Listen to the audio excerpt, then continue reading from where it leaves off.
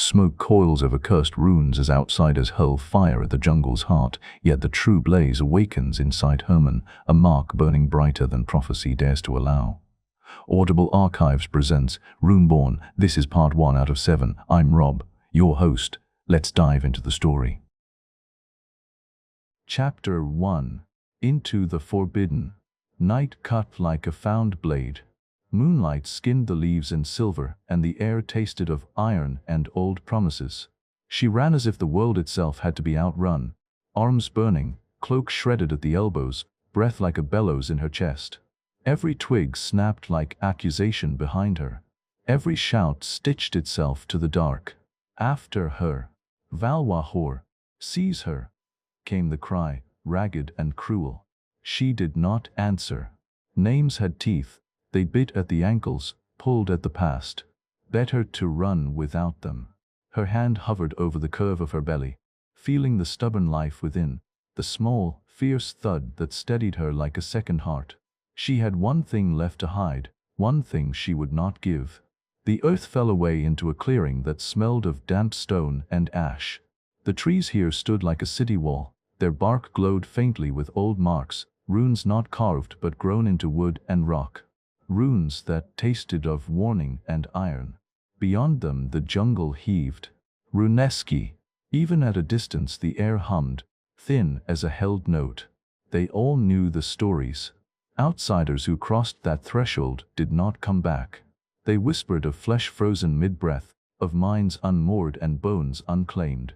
They spoke of the runesmiths who hammered fate and inked the world with death curse runes. No soldier worth his metal would cross that line with a sword in hand. Still the leader stepped forward until his boots kissed the border ink. He was gaunt, a spear like a pale spearhead in his fist, eyes split with hunger and fear. His men fanned behind him, armor clinking, torches throwing small suns that did not reach the glyphs. "Princess," he said, the title a question that held a blade. "Step from the trees. Give yourself and your belly to your lord. We'll drag you back. There'll be trial enough." She laughed once, a sound like breaking glass. "A trial of whose truth?" she asked. "His lies? Or the law he twisted for his teeth?" The leader's smile was thin. "The conqueror's will is a law. Come quietly, and you will keep your head until we decide otherwise." Behind him, one of the younger soldiers shifted, hand on his sword hilt. "Do we not cross, sir? The elders, my grandmother swears. Runeski eats the living clean." A murmur ran through the men. Superstition or not, courage is measured in feet, not stories. One soldier spat into the dirt. "We drag her out, we get paid. We save face.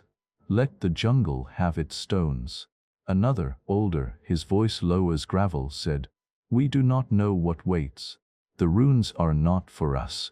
A man crosses, and the blood of his house follows. Is the price worth the conqueror's favor?" The leader's jaw worked.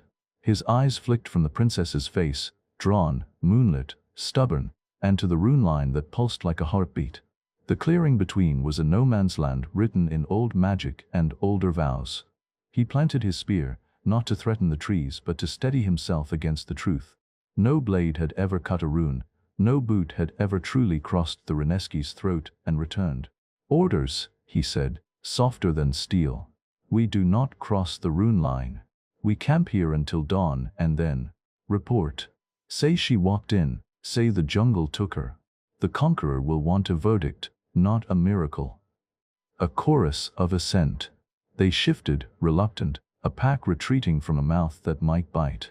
Some cursed her under their breath. Some spat and called for a torch to be thrown into the underbrush to prove bravery. The torches flared and then dimmed as if the jungle inhaled the light. She watched them, every muscle taut, the moon catching sweat on her lip. The men argued and bristled, but they did not come closer. Fear has its own chain, and tonight it held them fast. "Do you think the jungle will spare the child?" one asked, more to the air than to a man. "Spare?" The leader scoffed. "No. Runeski takes what pleases it. This is not mercy. This is selection. If she survives, She is no longer ours to judge." The words landed like a stone. The princess let out a breath she'd held so long it hurt. For a moment her hands went numb. The unborn shifted, a quick, bright defiance under skin. She stepped forward.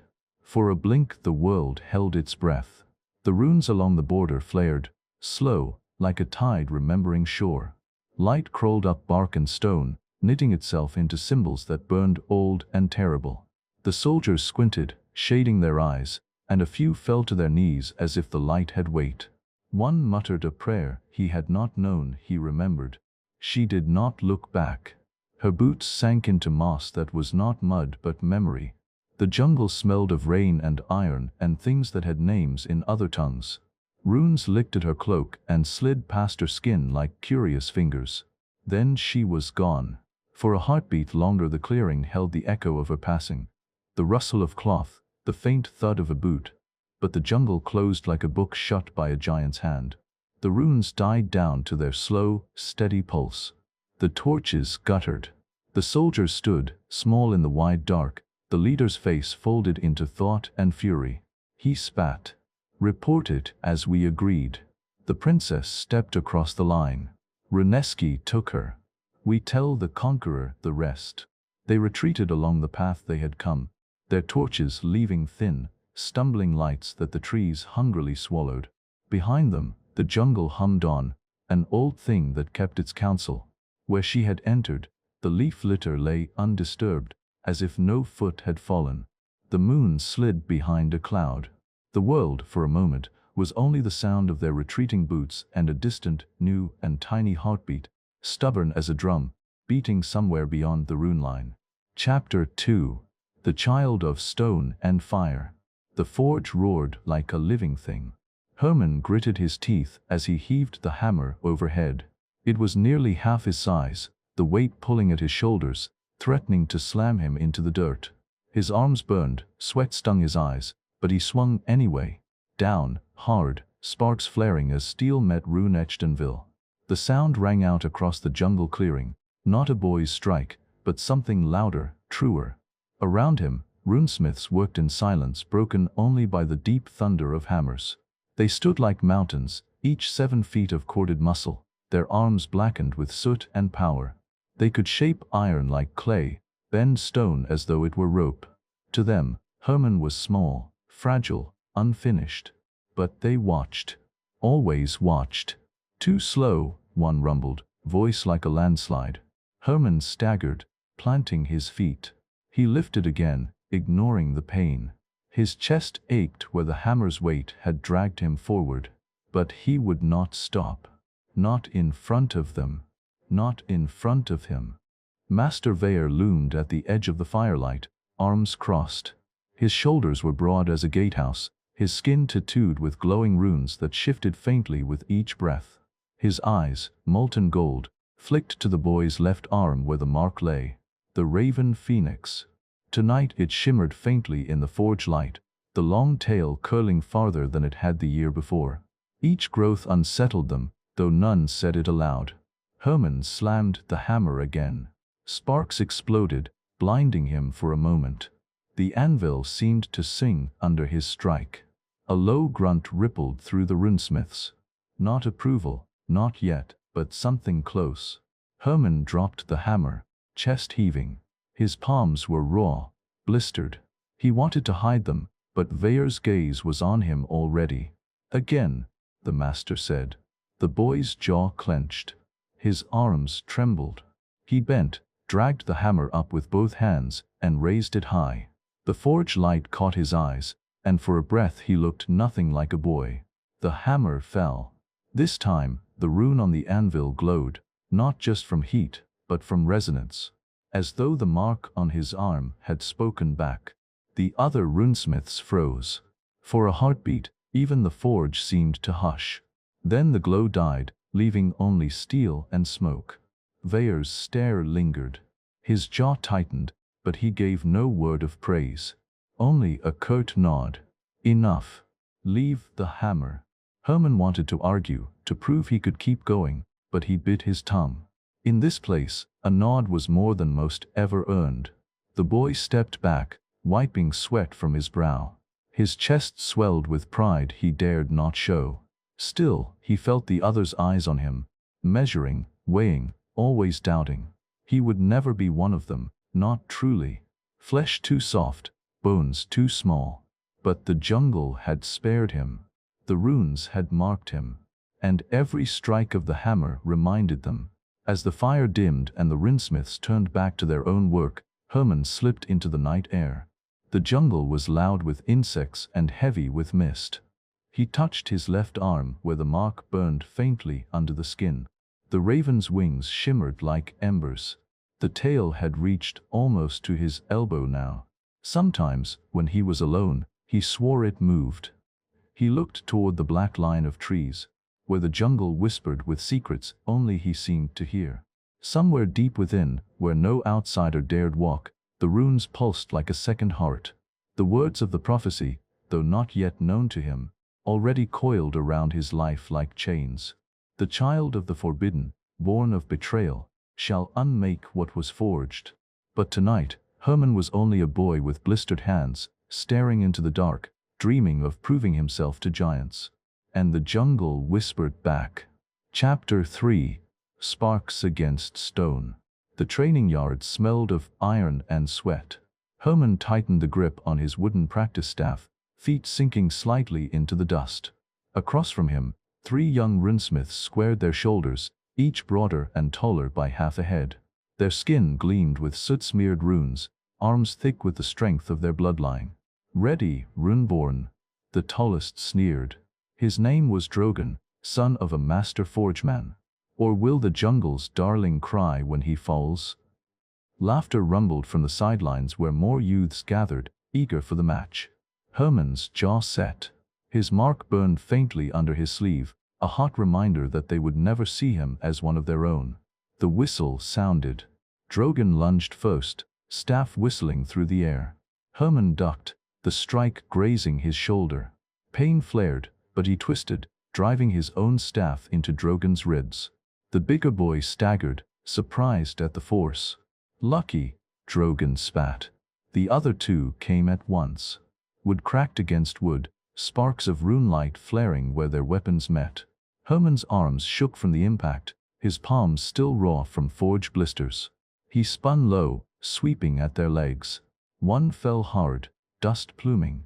The crowd roared. But Drogon was already behind him. The staff struck Herman across the back, hard enough to send him sprawling. His breath fled. He rolled instinctively as another strike slammed the ground where his head had been. Dust stung his eyes, but he forced himself up, staff raised again. Drogon advanced, teeth bared. "You don't belong here, jungle brat." Something in Herman snapped. The mark on his arm burned hot, so hot it seared through his sleeve. The raven's tail shimmered, ember red, crawling another inch down toward his elbow. The watching youths gasped. Even Drogon hesitated, staff faltering. Herman didn't think. He struck, fast, precise, all weight behind it. His staff slammed Drogon's weapon aside and drove into his chest, sending the bigger boy crashing backward into the dust. Silence. Drogon wheezed, clutching his ribs. The other stared, not at Herman's victory, but at the mark glowing faintly on his arm. The air itself seemed to pulse with it, the jungle's heartbeat echoing in the yard. A deep voice broke the stillness. "Enough." Master Veyr stepped forward, eyes glowing like molten ore. He looked first at Herman, then at the boys sprawled in the dust. His expression was unreadable stone. Herman lowered his staff, chest heaving. For a moment he expected rebuke, punishment, exile. But Veyr only gave a single nod, heavy, final. "Runeborn fights with fire," he said. "And fire cannot be ignored." The words carried. Every youth felt their weight. Some looked at Herman with new respect, others with fear. Herman himself only felt the heat on his arm, the mark still burning. He pulled his sleeve down to hide it, but he knew the truth. Whatever it was inside him, it was growing. And the runesmiths were watching more closely than ever. Chapter 4. The Whispering Trees. The night pressed close, thick with mist and the endless drone of insects. Herman crept between the towering roots, his bare feet silent on moss. Above, the canopy twisted so dense that the stars were only faint shards of silver. He should not have been here. Every runesmith child knew the rule: never step beyond the boundary stones. The jungle's heart was death for outsiders, even for him, maybe. But something had called.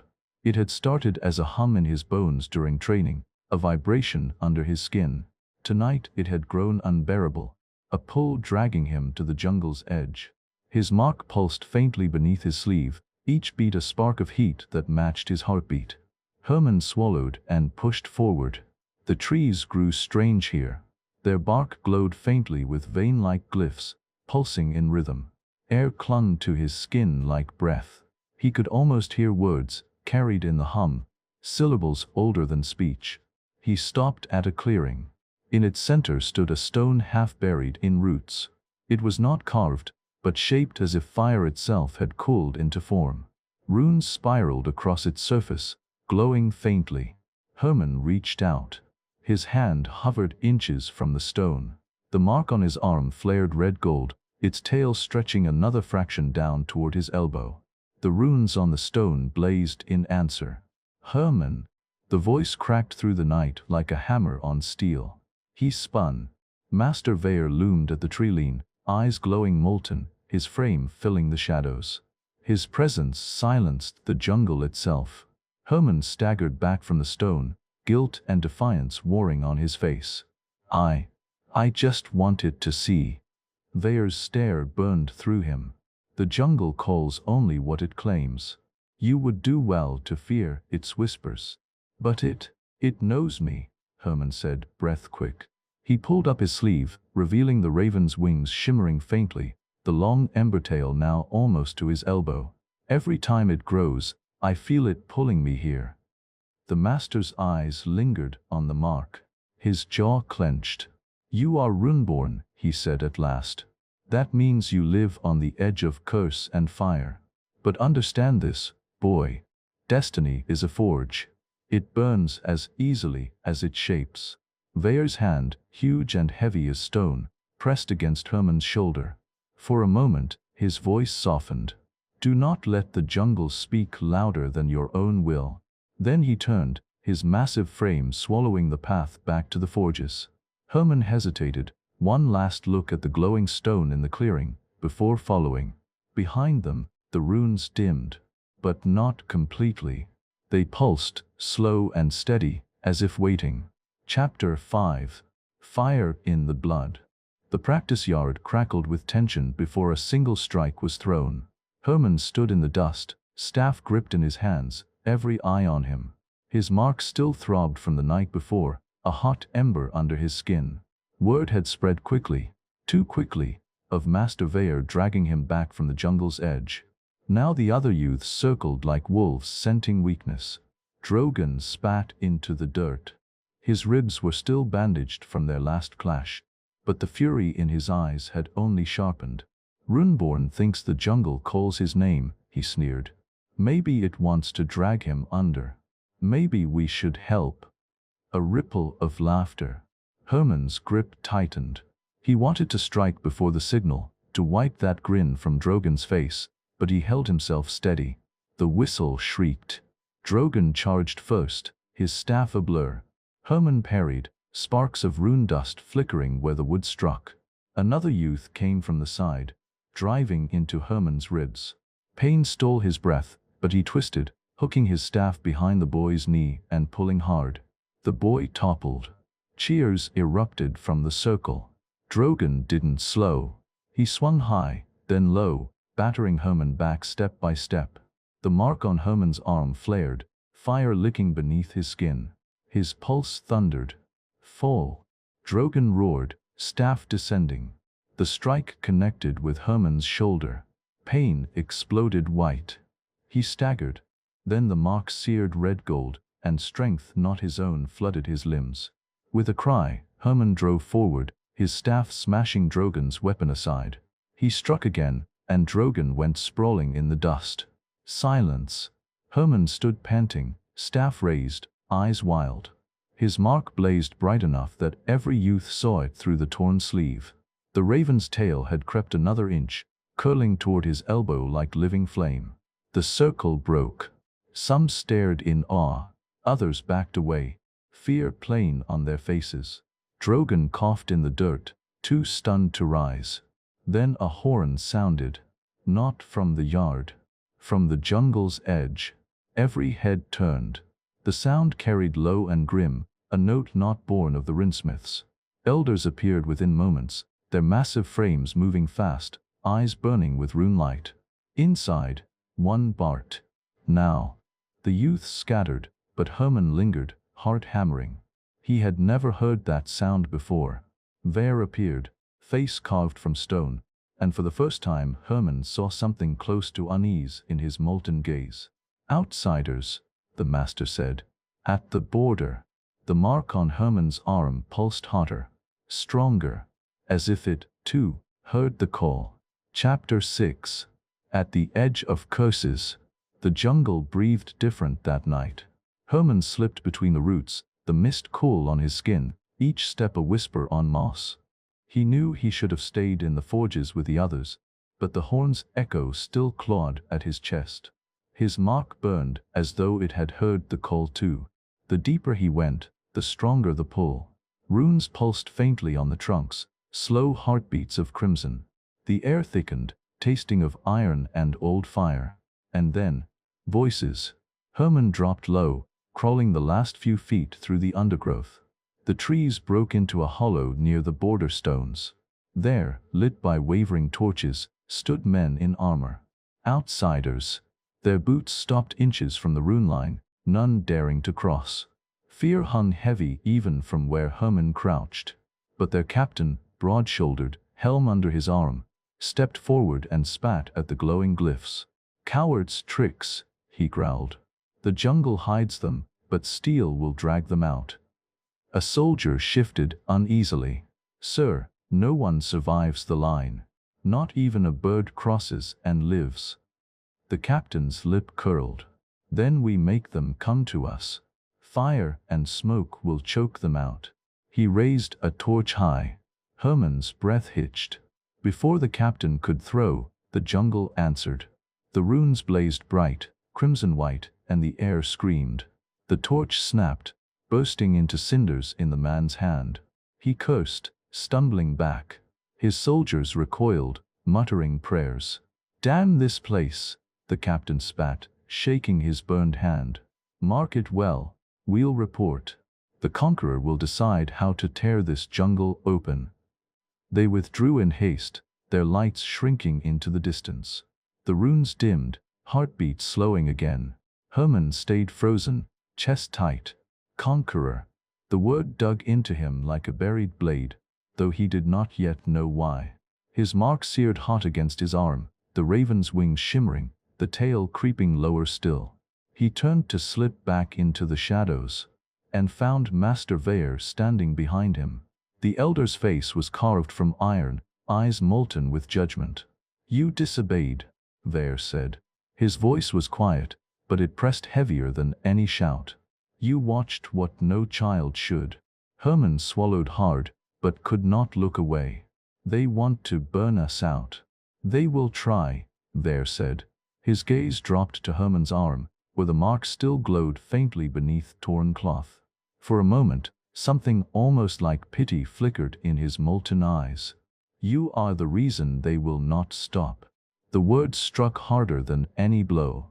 Herman's throat tightened, questions clawing for voice, but Vare turned away into the shadows. "Back to the forge, boy. Before the jungle chooses to answer you." Herman followed, the jungle whispering behind him. For the first time, he wondered if he was the shield against the outside, or the spark that would draw the fire in. The forge halls were quieter than they had ever been. The great fires had been banked low, the hammer-song silenced. Herman lay in his cot, eyes wide open, staring at the shadows that crawled across the stone ceiling. He could not sleep. The mark on his arm throbbed hot and restless, as if it knew something the rest of him did not. Then came the sound, low voices, carried by the tunnel air. Deep, rumbling, too measured to be casual. The elders. Herman slipped from his cot. He moved barefoot through the side passage, careful as a thief. The runesmith's council chamber lay at the heart of the forge, where walls bore ancient carvings and runes etched before kingdoms had names. He crouched at the crack of the door, listening. "Outsiders at the line," rumbled one voice. "The conqueror sends his hunters. It will not stop." Another answered, gravel deep. "They cannot breach the curse. None can. Unless." A pause. The silence pressed heavier than words. Herman leaned closer. "Unless the prophecy stirs." Herman's chest tightened.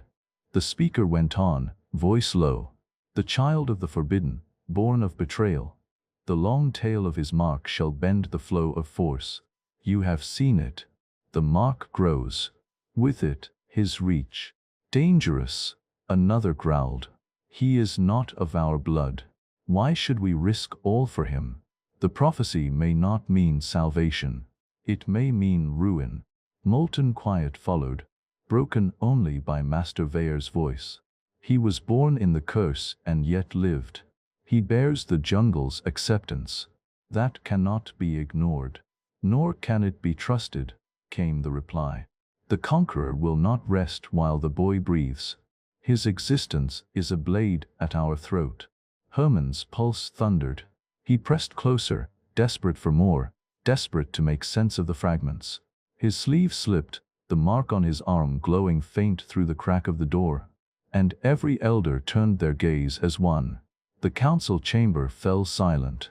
Then Vair's voice, heavy as stone, filled the air. "You may as well enter, boy." Herman froze. His mouth went dry. Slowly, he pushed the door open and stepped into the circle of firelight. The elders towered around him, shadows huge against the stone walls. Their molten eyes burned down at him, unreadable. For a moment, no one spoke. Then Vair gestured to his arm. "Show it." Herman swallowed, pulling back his sleeve. The raven's wings shimmered red, the long ember tail curling now halfway to his elbow. It seemed to glow brighter under their stares. The elders muttered among themselves. One spat into the fire. Another shook his head. Vair's gaze never left Herman's face. "You listened to what was not meant for you, and now you carry it. Remember this, boy. Prophecy is not a gift. It is a weight." Herman's lips parted, but no words came. His chest ached, heavy with questions. The meeting broke, the elders filing out, their massive footsteps shaking the stone. Vair lingered, his shadow vast across the chamber. "Runeborn," he said at last, voice softer than the forge's dying embers. "You cannot run from what you are. But you must learn to stand before it crushes you." He left Herman alone, the fire crackling low, the words of the prophecy ringing louder than the silence that followed. The yard was empty when Herman arrived. No shouts, no clatter of staffs. Just dust swirling in the heat. He had been told to come early, before the others. A punishment without words. He gripped his staff anyway, breath steady, and began the drills. Strike, parry, sweep. His arms ached from lack of rest, but he drove harder. Each thud of wood on the practice post echoed against the walls like defiance. By the time the others came, sweat soaked his tunic. Drogon's laugh cut through the yard. "Look at the jungle's pet," he called.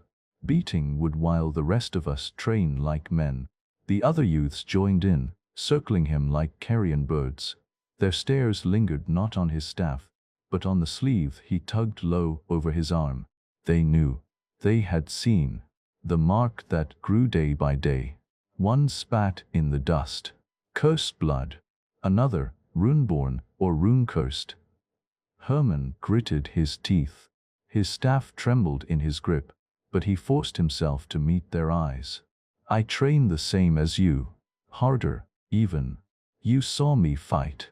Drogon stepped close, shadow swallowing Herman's.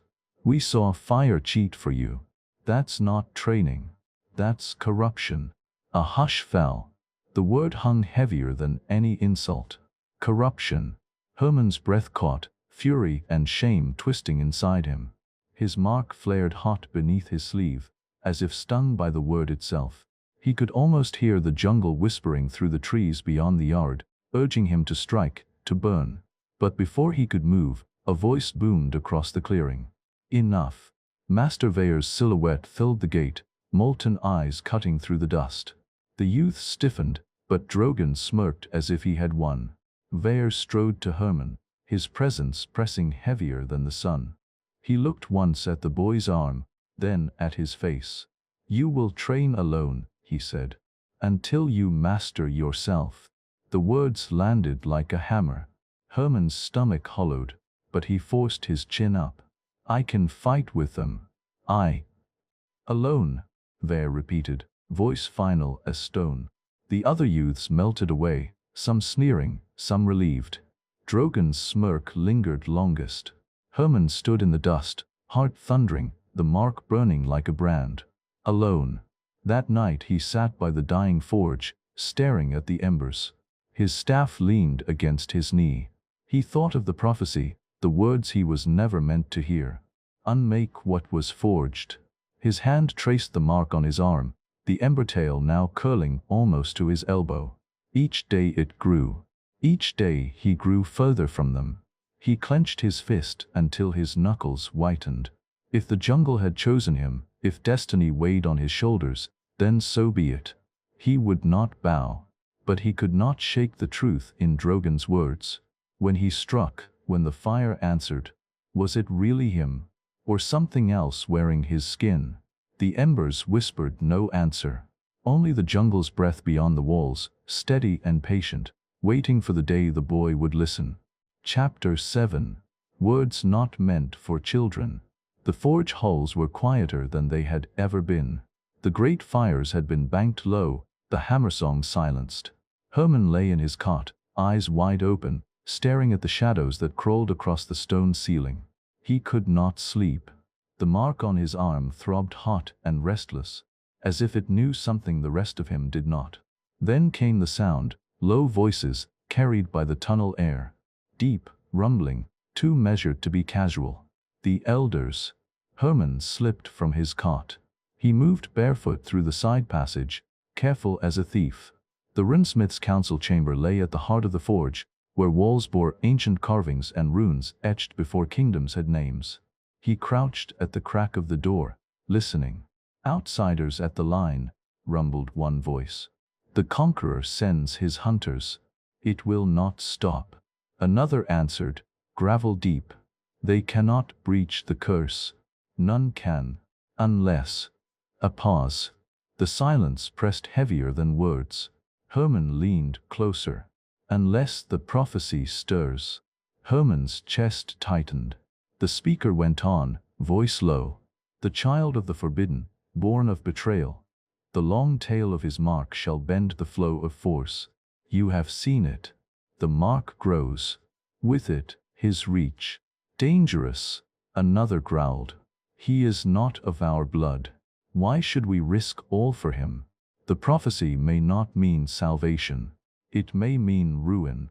Molten quiet followed, broken only by Master Veyer's voice. "He was born in the curse and yet lived. He bears the jungle's acceptance. That cannot be ignored. Nor can it be trusted," came the reply. "The conqueror will not rest while the boy breathes. His existence is a blade at our throat." Herman's pulse thundered. He pressed closer, desperate for more, desperate to make sense of the fragments. His sleeve slipped, the mark on his arm glowing faint through the crack of the door. And every elder turned their gaze as one. The council chamber fell silent. Then Veyer's voice, heavy as stone, filled the air. "You may as well enter, boy." Herman froze. His mouth went dry. Slowly, he pushed the door open and stepped into the circle of firelight. The elders towered around him, shadows huge against the stone walls. Their molten eyes burned down at him, unreadable. For a moment, no one spoke. Then Veyer gestured to his arm. "Show it." Herman swallowed, pulling back his sleeve. The raven's wings shimmered red, the long ember tail curling now halfway to his elbow. It seemed to glow brighter under their stares. The elders muttered among themselves. One spat into the fire. Another shook his head. Vair's gaze never left Herman's face. You listened to what was not meant for you, and now you carry it. Remember this, boy. Prophecy is not a gift. It is a weight. Herman's lips parted, but no words came. His chest ached, heavy with questions. The meeting broke, the elders filing out, their massive footsteps shaking the stone. Vair lingered, his shadow vast across the chamber. Runeborn, he said at last, voice softer than the forge's dying embers. You cannot run from what you are, but you must learn to stand before it crushes you. He left Herman alone, the fire crackling low, the words of the prophecy ringing louder than the silence that followed. Chapter 8. Ash Among Stones. The yard was empty when Herman arrived. No shouts, no clatter of staffs. Just dust swirling in the heat. He had been told to come early, before the others. A punishment without words. He gripped his staff anyway, breath steady, and began the drills. Strike, parry, sweep. His arms ached from lack of rest, but he drove harder. Each thud of wood on the practice post echoed against the walls like defiance. By the time the others came, sweat soaked his tunic. Drogon's laugh cut through the yard. Look at the jungle's pet, he called. Beating wood while the rest of us train like men. The other youths joined in, circling him like carrion birds. Their stares lingered not on his staff, but on the sleeve he tugged low over his arm. They knew. They had seen. The mark that grew day by day. One spat in the dust. Cursed blood. Another, Runeborn or Rune-cursed. Herman gritted his teeth. His staff trembled in his grip, but he forced himself to meet their eyes. I train the same as you. Harder, even. You saw me fight. Drogon stepped close, shadow swallowing Herman's. We saw fire cheat for you. That's not training. That's corruption. A hush fell. The word hung heavier than any insult. Corruption. Herman's breath caught, fury and shame twisting inside him. His mark flared hot beneath his sleeve, as if stung by the word itself. He could almost hear the jungle whispering through the trees beyond the yard, urging him to strike, to burn. But before he could move, a voice boomed across the clearing. Enough. Master Vair's silhouette filled the gate, molten eyes cutting through the dust. The youth stiffened, but Drogon smirked as if he had won. Vair strode to Herman, his presence pressing heavier than the sun. He looked once at the boy's arm, then at his face. You will train alone, he said, until you master yourself. The words landed like a hammer. Herman's stomach hollowed, but he forced his chin up. I can fight with them. Alone, Vair repeated, voice final as stone. The other youths melted away, some sneering, some relieved. Drogon's smirk lingered longest. Herman stood in the dust, heart thundering, the mark burning like a brand. Alone. That night he sat by the dying forge, staring at the embers. His staff leaned against his knee. He thought of the prophecy, the words he was never meant to hear. Unmake what was forged. His hand traced the mark on his arm, the ember tail now curling almost to his elbow. Each day it grew. Each day he grew further from them. He clenched his fist until his knuckles whitened. If the jungle had chosen him, if destiny weighed on his shoulders, then so be it. He would not bow. But he could not shake the truth in Drogon's words. When he struck, when the fire answered, was it really him? Or something else wearing his skin? The embers whispered no answer. Only the jungle's breath beyond the walls, steady and patient, waiting for the day the boy would listen. Chapter 9. Smoke on the horizon. The jungle smelled wrong. Even from the forge halls, Herman caught it, acrid, bitter, threading through the usual damp earth and moss. Smoke. The alarm bell clanged once, twice, 3 times. Not a drill. The elders' stride shook the ground as they rushed toward the border. massive frames armored not with steel but with rune-carved stone that shimmered faintly in the firelight. Hermann should have stayed behind. He knew this. He was still under punishment, still forbidden from joining the others. But the smoke nodded him, and the mark on his arm pulsed hotter with each bell's toll. He slipped into the shadows, following. The jungle thickened until the glow of runes lit the path ahead. Hermann crouched low, pressing through ferns, until the scene opened before him. Outsiders. Dozens this time, not a handful. Their torches licked orange against the wall of cursed glyphs. Behind them, carts stacked with barrels reeked of pitch. They poured it onto the roots, shoveling heaps against the border stones. The captain Hermann had seen before barked orders. His bandaged hand was wrapped in iron now, crude and blackened from burns. "Drown it in fire," he shouted. "If the jungle won't yield, we'll feed it flame until it does." A roar of assent rose from the soldiers. Hermann's stomach knotted. His eyes flicked to the elders, waiting silent and still within the shadows. Their weapons gleamed faintly with rune light, but none moved forward. The curse was their shield. To cross the line was death for any outsider. Yet the soldiers kept pouring pitch, the air thick with fumes. Then the captain hurled a torch. It struck the rune line. The world screamed.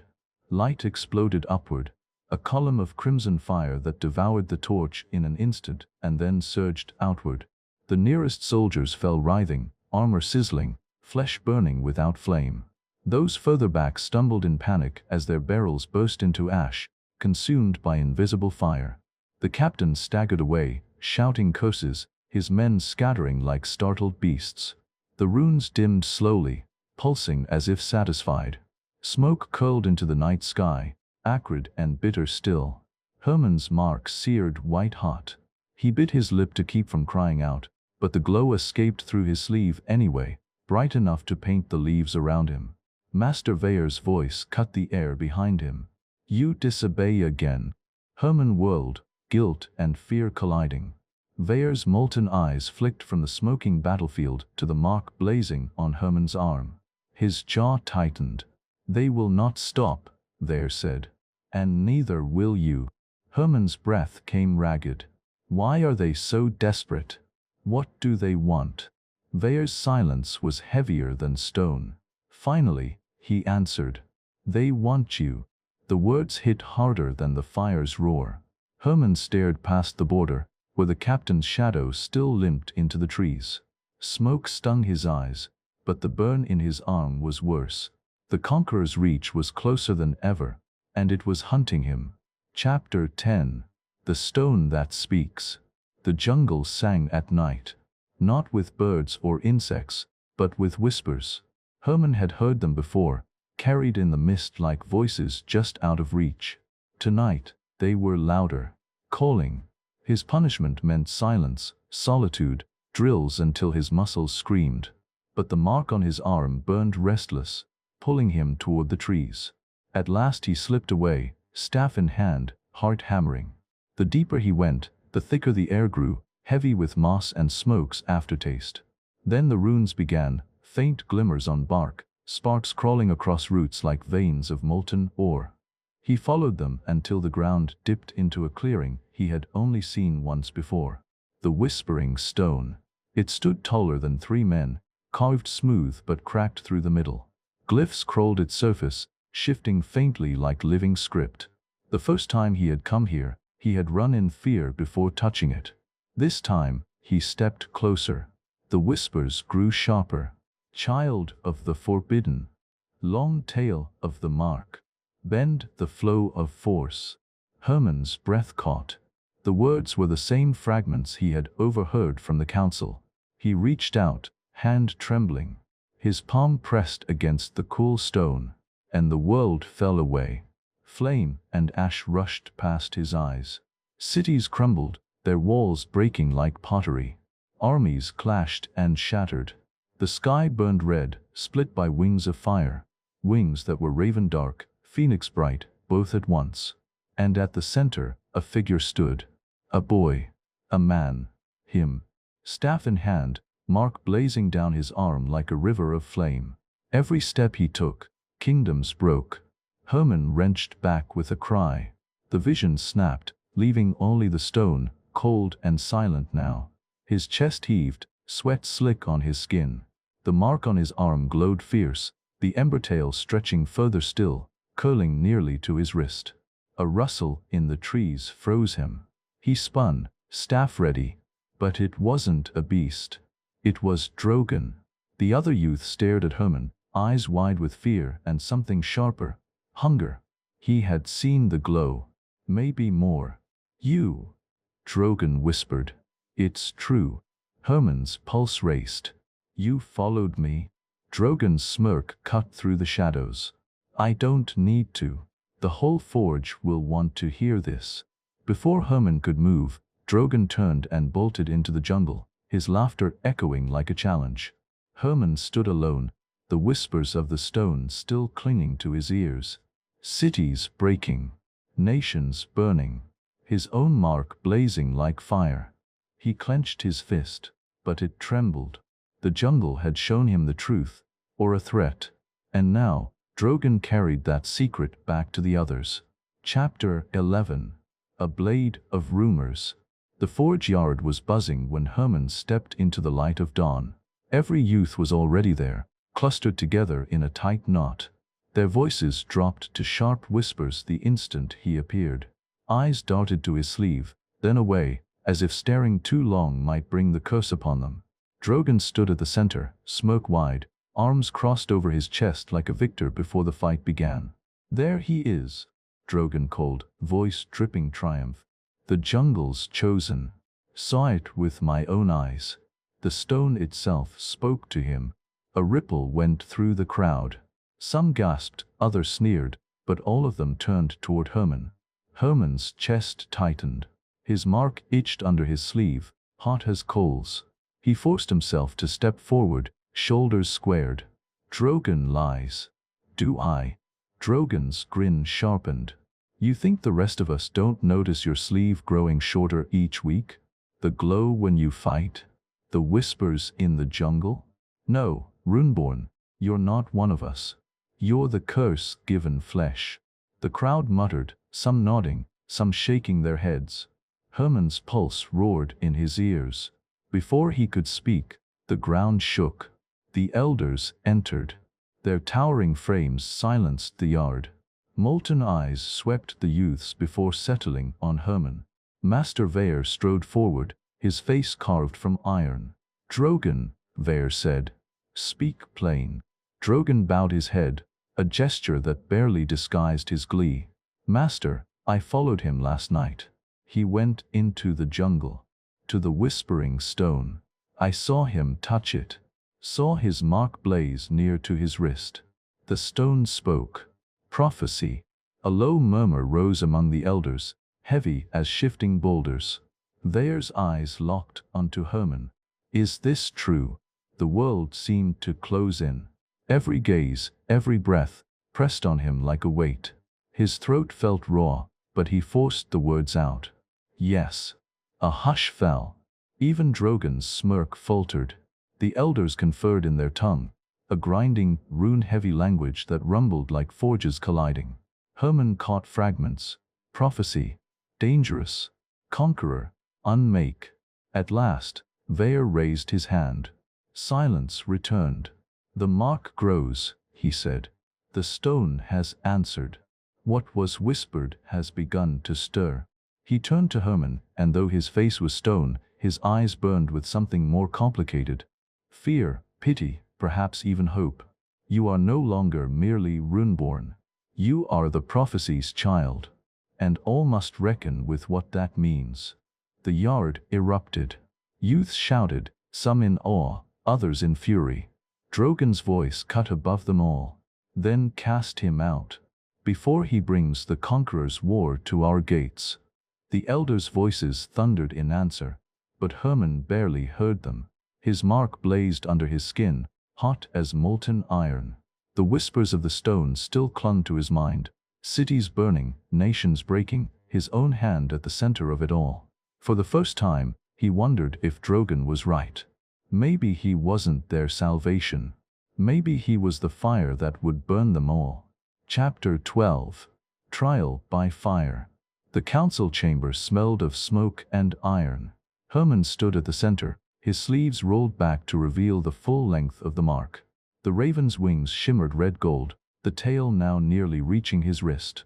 The elders circled him, massive shadows against the torchlight, their molten eyes unreadable. Drogon lingered at the edge of the chamber, arms crossed, lips curled with satisfaction. Herman could feel the whispers of the other youths behind him, awe, fear, resentment, all pressing against his back. Master Veyr stepped forward.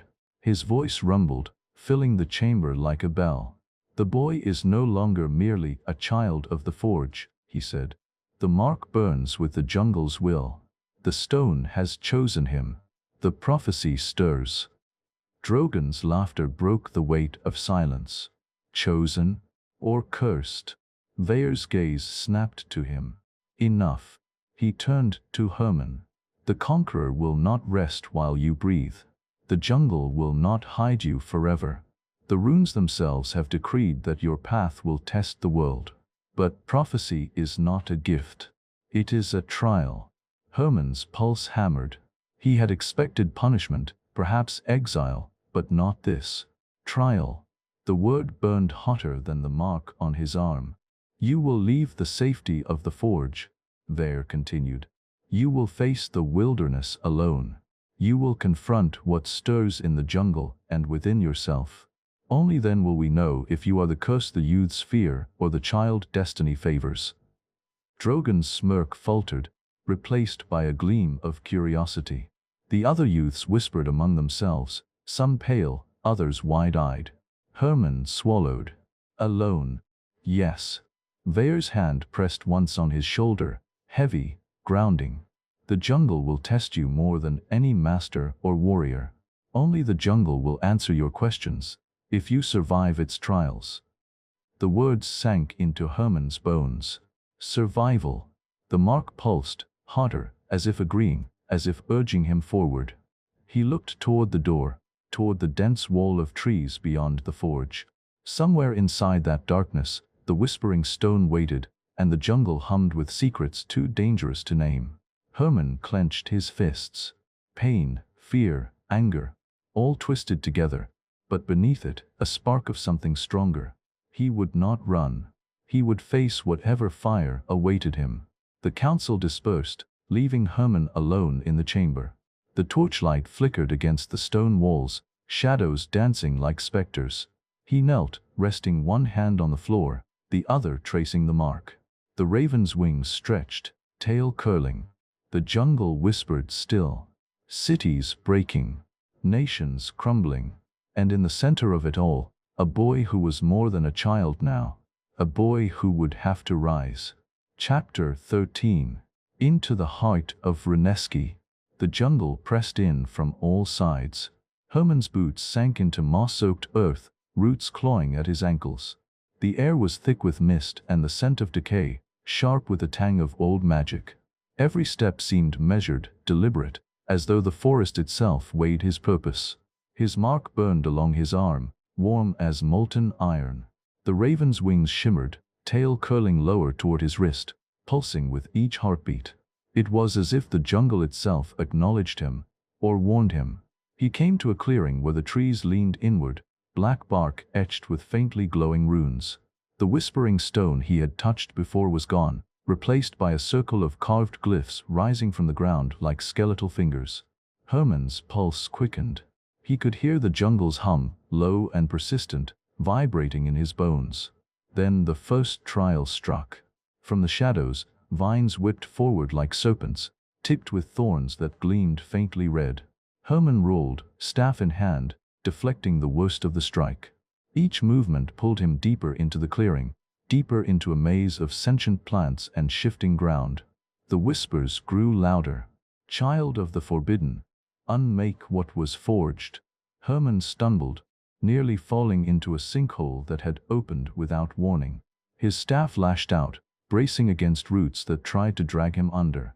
Sparks leapt from the runes on the ground where the staff struck, humming in resonance with the mark on his arm. The jungle tested him, Illusions of fire, twisting paths, shadowed shapes that hissed his name. Every step was a question, every breath a challenge. The mark flared brighter, tail stretching further, the raven's wings almost alive under his skin. A sharp cry pierced the air. Herman spun, a shadow beast, something woven from roots and smoke, crouched, ready to pounce. Its eyes burned orange, molten and alive. He raised his staff, heart hammering. The first strike came fast, claws slicing through the air. Herman ducked, rolled, swung. Sparks erupted where the staff met its shadowed claw.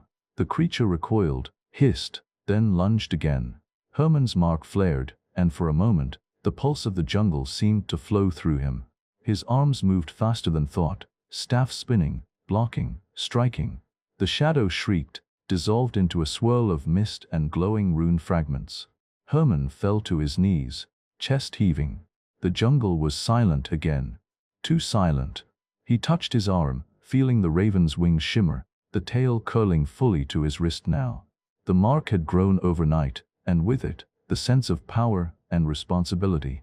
Somewhere deep within, the jungle whispered, patient and expectant. It had not yet revealed its full trial. Herman stood. His hands were sore, his muscles trembling, but his eyes were steady. This was only the beginning. Chapter 14. The Whispering Guide. The mist curled like fingers around Herman's ankles, thick and choking, yet somehow alive. He moved cautiously through the jungle, staff in hand, eyes scanning the dark trunks for the next trial. Every shadow seemed to twist, every whisper of wind carrying a threat or a secret. His mark pulsed against his sleeve, the raven's wings shimmering, tail curling fully to his wrist. The jungle hummed, patient and watchful. Then, from the fog ahead, a figure emerged. Tall, broad, more massive than any youth he had ever seen. The skin glimmered faintly with etched runes, black and shifting. Its eyes were molten gold, calm yet piercing, as if they could read not just his thoughts but the heartbeat of his soul. Runeborn, the figure said, voice low, rolling like distant thunder. I have been waiting. Herman froze. Who? What are you? I am Orvik, the figure said, a guardian of Runeski, and a witness to the child of the forbidden. Your mark has grown beyond the jungle's whispers. It calls to me now. The boy swallowed. His arm burned where the mark glowed faintly beneath the sleeve. I don't understand. Why me? Why now? Orvik crouched, placing a hand on the earth. Sparks leapt where his fingers touched the soil, and faint symbols danced like fire across the ground. The jungle answers only those it chooses. You survived what no other could. That is not chance. That is destiny. Herman's pulse thundered. Destiny.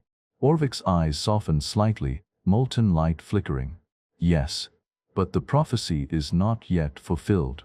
You must learn, or all that is forged will bend and break beneath your hand. A low rumble echoed through the jungle, roots shifting, shadows flickering, the whispers of the stones stirring again. Herman gripped his staff. You mean, what I saw at the stone? The cities burning, the wings, the nations. Orvik nodded. A vision of what may come. Not all paths are fixed. The jungle offers trials to guide, to temper, to warn.